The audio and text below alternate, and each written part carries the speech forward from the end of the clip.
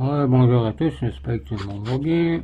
Je vais continuer l'étude du catéchisme de l'Église catholique, du catéchisme de Spirago. On est rendu au point 2 sur la profession extérieure de la foi.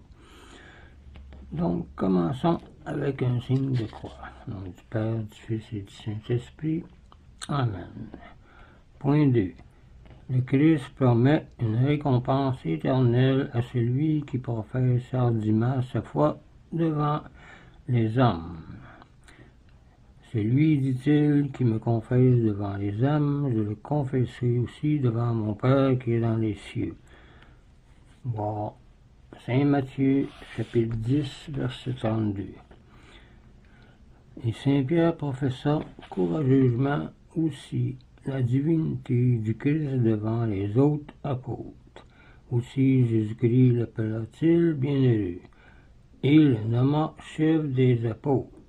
Voir Matthieu, chapitre 16, versets 16 à 20. Il élèvera de même tous ceux qui le confessent sans respect humain. Les trois jeunes gens de Babylone qui confessèrent le vrai Dieu devant le roi, et tout le peuple furent sauvés miraculeusement et élevés à de grands honneurs. Voir Daniel chapitre 3. Rodolphe de Habsbourg, qui, chassant, un jour rencontra un prêtre portant le viatique et rendit les honneurs au Saint-Sacrement, comme il est dû, fut peu de temps après élu roi de Germanie à la diète de Francfort en 1273. Je ne pense pas que c'est une circonstance, c'est plutôt une faveur divine. Une récompense très élevée au ciel est destinée à celui qui est persécuté pour sa foi et qui lui sacrifie sa vie entière ou beaucoup. Vous êtes heureux, dit Jésus-Christ, lorsque les hommes ou les femmes vous chargeront de malédictions, qu'ils vous persécuteront et qu'ils diront faussement toutes sortes de mal contre vous à cause de moi. Réjouissez-vous alors et tressaillez de joie ou d'allégresse, parce qu'une grande récompense vous est réservée dans les cieux, comme c'est marqué dans Béatitude dans Matthieu 5, verset 12. Celui qui a subi de grandes épreuves pour sa foi est appelé un confesseur. Celui qui meurt dans sa foi, on l'appelle martyr. Le martyr fait infailliblement son salut. Car Jésus-Christ a dit, celui qui aura perdu sa vie pour l'amour de moi, la retrouvera. Voir Matthieu 10, verset 32. Aussi, avec quelle joie les martyrs mouraient dans le temps. Avec quelle allégresse Saint André embrassait-il sa croix, ou Saint Ignace d'Antioche paraissait-il devant Trajan. On ferait injure à un martyr si on priait pour lui, disait Innocent III. Les martyrs, en effet, feraient injure à un martyr. Les martyrs, en effet, possèdent le degré le plus élevé de la charité, parce qu'ils méprisent tous les biens terrestres et même leur corps, et le plus précieux, la vie. Cette victoire leur vaut être représentée par une palme, pour aller voir dans Hébreux chapitre 11 au complet, qui parle des héros de la foi. Il n'est pourtant pas permis de rechercher à dessein les persécutions et le martyre. Quelques-uns l'ont fait. Ceux, par exemple, qui se sont dénoncés, qui ont renversé des idoles et ont succombé dans l'épreuve. Ces présomptueux n'ont jamais été honorés par l'Église comme martyrs, car il n'est jamais permis de pousser personne à être injuste, disait saint Thomas d'Aquin. Jésus-Christ permet même de fuir devant la persécution.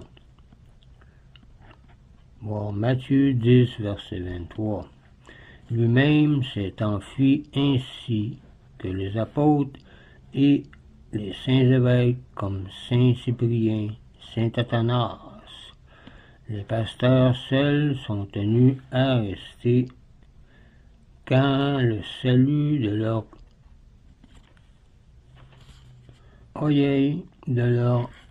ouïeul rend leur présence nécessaire, disait saint Thomas d'Aquin. Le mercenaire fuit quand vient le loup, mais non le bon pasteur, disait Jean 10, verset 12. Les pasteurs ne peuvent fuir que quand leur présence ne serait d'aucune utilité ou exciterait encore davantage les persécuteurs, disait saint Cyprien. Donc, vaut mieux fuir que donner sa vie pour rien. La mort pour un hérésie n'est pas le martyre, car il y manque la charité qui est importante, sans laquelle le martyr lui-même est sans mérite et vaut rien. Voir 1 Corinthiens 13, verset 3, qui parle que si on ferait tout sans la charité, ça vaut pas grand-chose. Use de Prague qui préférera se faire brûler vif en 1415 que de renoncer à son hérésie n'est donc pas un martyr, car il professait une fausse foi. Mais on est martyr quand on est blessé à cause de sa foi, de la véritable, et qu'on meurt de la blessure.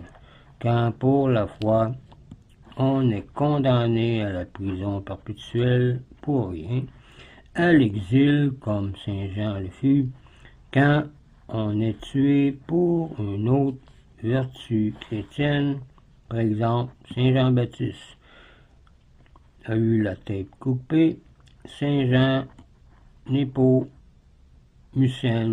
car dit saint Thomas, la vertu chrétienne est une certaine profession de foi. On estime 16 millions le nombre de martyrs. Celui n'est pas chrétien, dit saint Cyprien, qui craint de mourir pour la foi. Je vais arrêter ici pour la partie 2. La prochaine fois, on fera la partie 3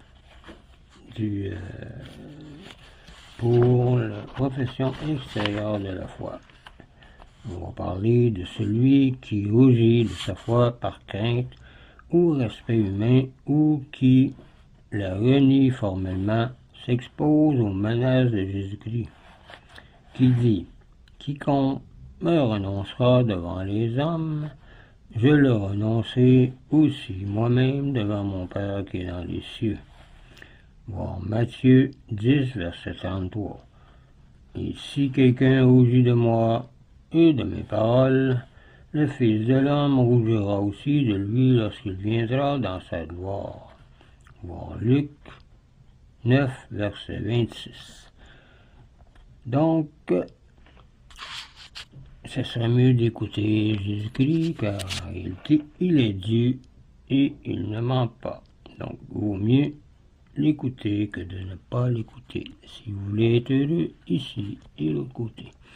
Donc, je vous laisse là-dessus, je vous dis au revoir et union prière.